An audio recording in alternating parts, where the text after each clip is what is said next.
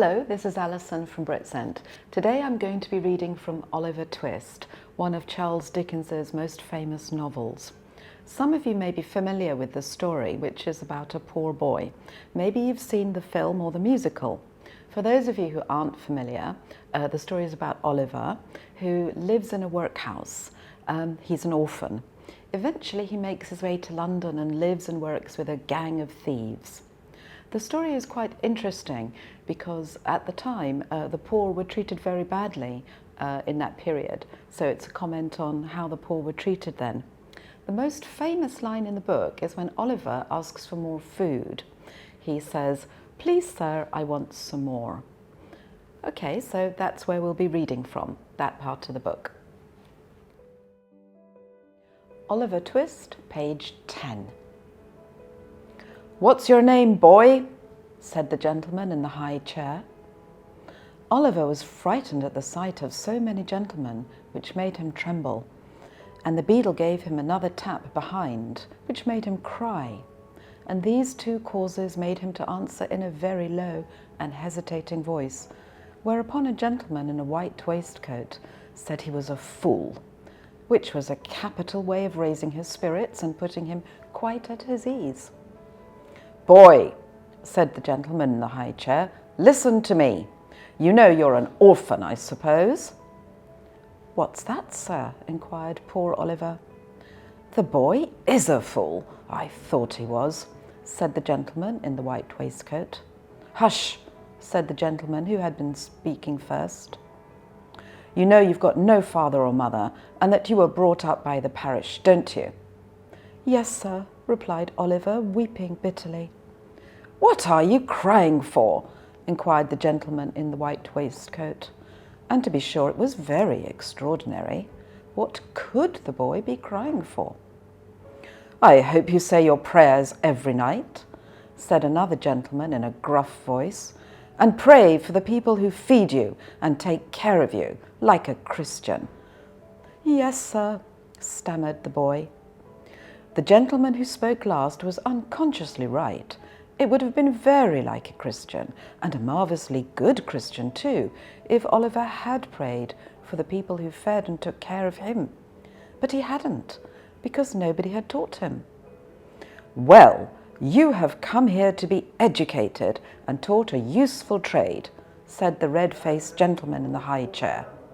"So you'll begin to pick oakum tomorrow morning at 6 o'clock, added the surly one in the white waistcoat.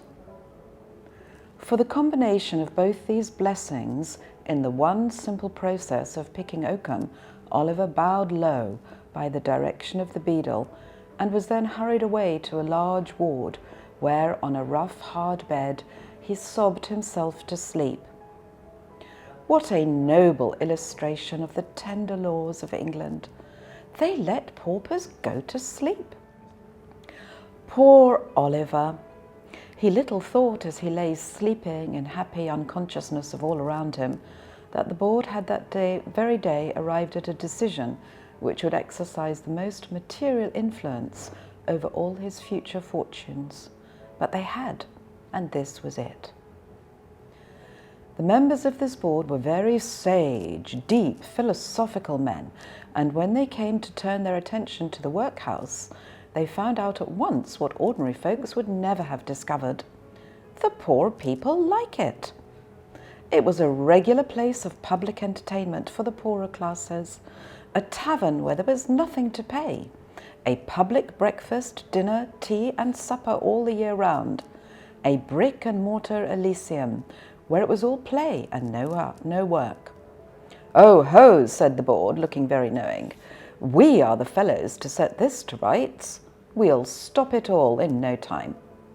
So they established the rule that all poor people should have the alternative, for they would compel nobody, not they, of being starved by a gradual process in the house or by a quick one out of it. With this view, they contracted with the waterworks to lay on an unlimited supply of water, and with a corn factor to supply periodically small quantities of oatmeal, and issued 3 meals of thin gruel a day, with an onion twice a week. and half a roll on Sundays. They made a great many other wise and humane regulations, having reference to the ladies, which it is not necessary to repeat, kindly undertook to divorce poor married people, in consequence of the great expense of a suit in Doctors' Commons, and instead of compelling a man to support his family, as they had heretofore done, took his family away from him and made him a bachelor. There is no saying how many applicants for relief under these last two heads might have started up in all classes of society if it had not been coupled with the workhouse. But the board were long-headed men and had provided for this difficulty. The relief was inseparable from the workhouse and the gruel, and that frightened people. For the first 6 months after Oliver Twist was removed, the system was in full operation.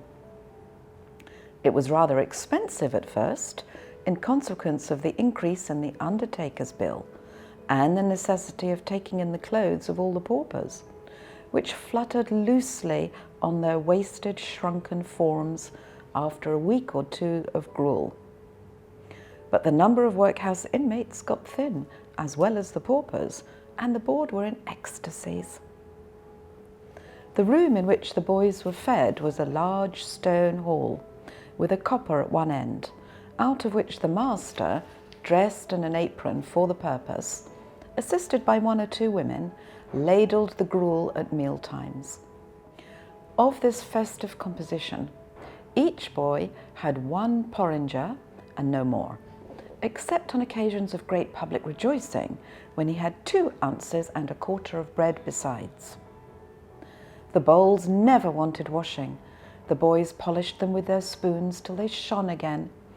And when they had performed this operation, which never took very long, the spoons being nearly as large as the bowls, they would sit staring at the copper with such eager eyes, as if they could have devoured the very bricks of which it was composed, employing themselves meanwhile in sucking their fingers most assiduously, with the view of catching up of any stray splashes of gruel that might have been cast thereon. Boys have generally excellent appetites. Oliver Twist and his companions suffered the tortures of slow starvation for 3 months. At last, they got so voracious and wild with hunger that one boy, who was tall for his age and hadn't been used to that sort of thing, for his father had kept a small cook's shop, hinted darkly to his companions he might some night happen to eat the boy who slept next to him, who happened to be a weakly youth of tender age. He had a wild, hungry eye, and they implicitly believed him. A council was held, lots were cast, who should walk up to the master after supper that evening and ask for more. And it fell to Oliver Twist. The evening arrived. The boys took their places. The master in his cook's uniform stationed himself at the copper. His pauper assistants ranged themselves behind him. The gruel was served out, and a long grace was said over the short commons. The gruel disappeared. The boys whispered to each other and winked at Oliver, while his next neighbours nudged him. Child as he was desperate with hunger and reckless with misery. He rose from the table and, advancing to the master, basin and spoon in hand, said, somewhat alarmed at his own temerity, "Please, sir, I want some more." The master was a fat, healthy man, but he turned very pale. He gazed in stupefied astonishment on the small rebel for some seconds, and then clung for support to the copper. The assistants were paralyzed with wonder, the boys with fear. "What?" said the master at length, in a faint voice. "Please, sir," replied Oliver, "I want some more." The master aimed a blow at Oliver's head with the ladle, pinioned him in his arms and shrieked aloud for the beadle.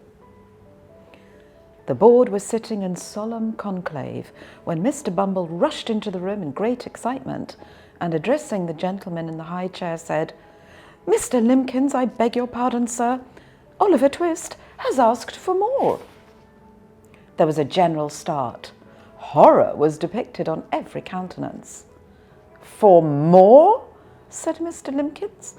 "Compose yourself, Bumble, and answer me distinctly. Do I understand that he asked for more after he had eaten all the supper allotted by the dietary?" "He did, sir," replied Bumble. "That boy will be hung," said the gentleman in the white waistcoat. "I know that boy will be hung." Nobody controverted the prophetic gentleman's opinion. An animated discussion took place. Oliver was ordered into instant confinement, and a bill was next morning pasted on the outside of the gate, offering a reward of £5 to anybody who would take Oliver Twist off the hands of the parish. In other words, £5 and Oliver Twist were offered to any man or woman who wanted an apprentice to any trade, business or calling. "I never was more convinced of anything in my life," said the gentleman in the white waistcoat as he knocked at the gate and read the bill the next morning. "I never was more convinced of anything in my life than I am that that boy will come to be hung."